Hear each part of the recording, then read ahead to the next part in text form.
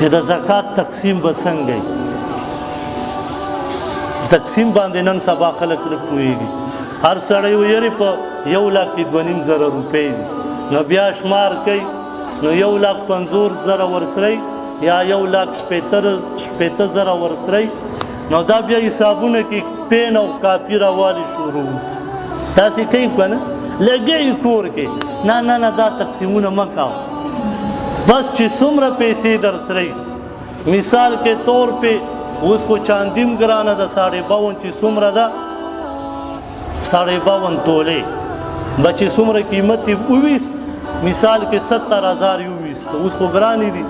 نو 70,000 روپۍ چې ته چا سره یو کال پې تېر وي په ده زکات دی یو سړي سره 95,000 روپۍ دي نو دا به حسابونه کوي نه په 40 یې تقسیموه په څه شي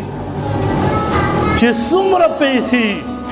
که کروڑه وي او که لکه وي او که زره وي یو سړي دی دغسې 1,01,150 روپۍ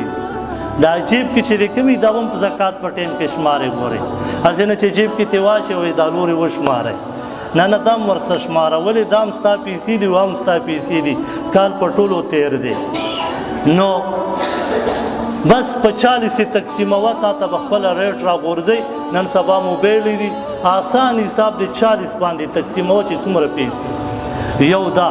دویم دا دی په ایډوانس کې زکات ورکول شته که نشته چې یو سړی وایي یارې ما سره اوس پیسې ډېرې دي آینده کال ایډوانس زه اوس ورکوم په زکات کې نو ورکولی شي ابن ماجه کې روایات دي